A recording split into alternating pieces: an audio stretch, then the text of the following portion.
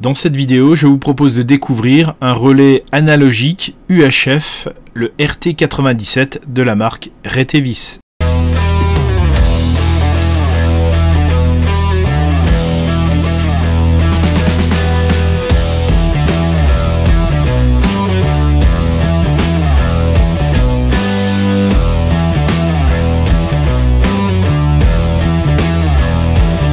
Salut les passionnés, bienvenue sur votre chaîne YouTube F8DSN.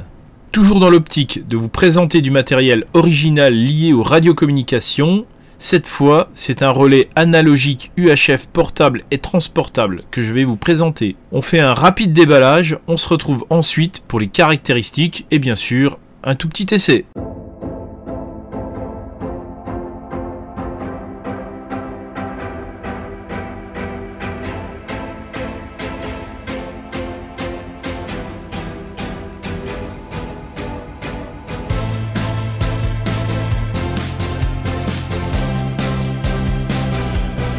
Je vous l'avais dit, un très rapide déballage. Le boîtier métallique, équipé d'ailettes pour une dissipation de la chaleur, ses dimensions sont 26 cm par 21 cm et une épaisseur de 7 cm pour un poids total de 1 kg 660 g. A noter qu'il est à la norme IP67. La norme d'indice de protection 67 correspond à un produit totalement étanche à la poussière et à l'eau à une profondeur d'1 mètre pendant 30 minutes. Il est équipé d'une poignée souple de transport,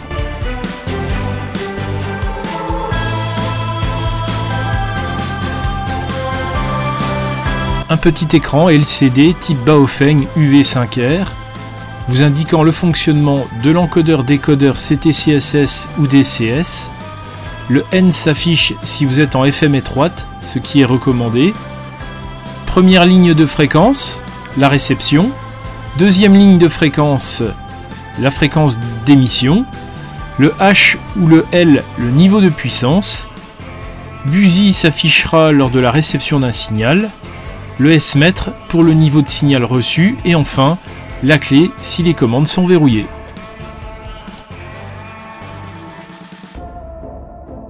Alors ici, n'allez pas connecter un micro, ça ne fonctionnera pas. Ce connecteur est le point d'alimentation de 12 volts à 24 volts, soit par la prise allume-cigare ou par l'adaptateur secteur, tous deux fournis.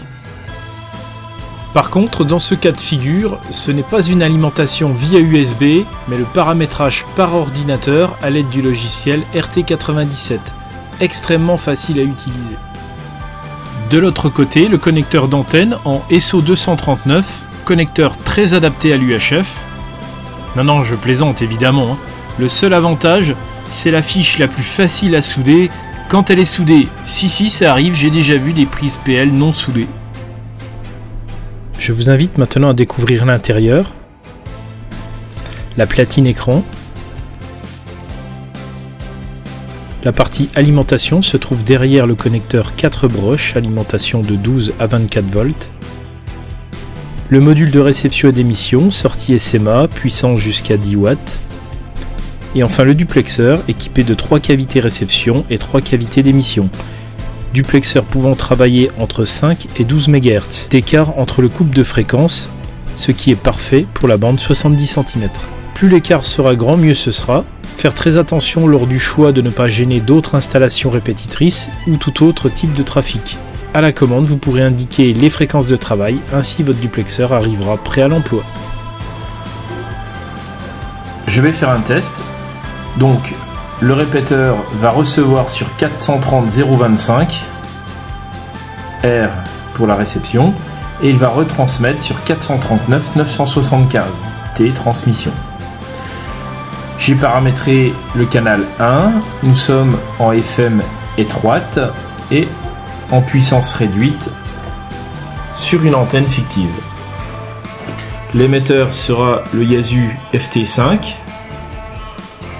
et le récepteur le Yaesu FT4.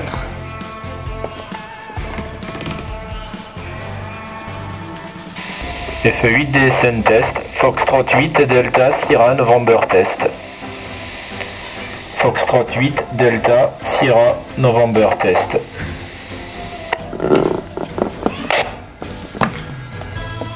Alors on voit que le S-mètre n'est pas au maximum, mais les cavités ne sont pas réglées, hein, donc le récepteur est ébloui par l'émetteur.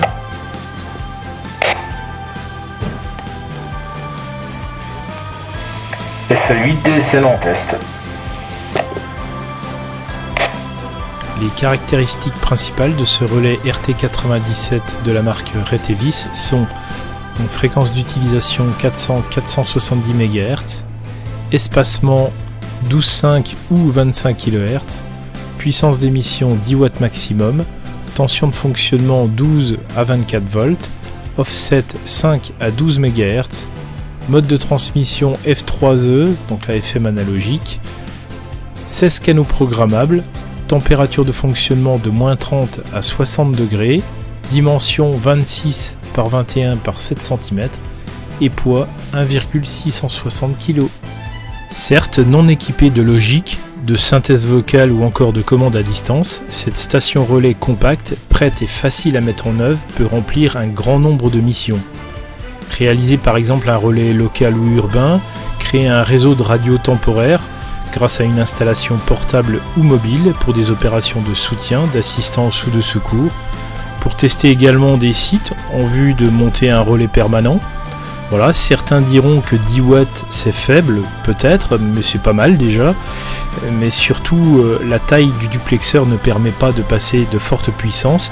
Le but sera de le positionner intelligemment pour couvrir une zone bien définie. Lors de l'installation d'un relais, pensez à faire une déclaration à la NFR pour disposer d'un indicatif relais. Seul petit bémol à tout ça, je n'ai pas chez moi de prise compatible avec ce connecteur secteur.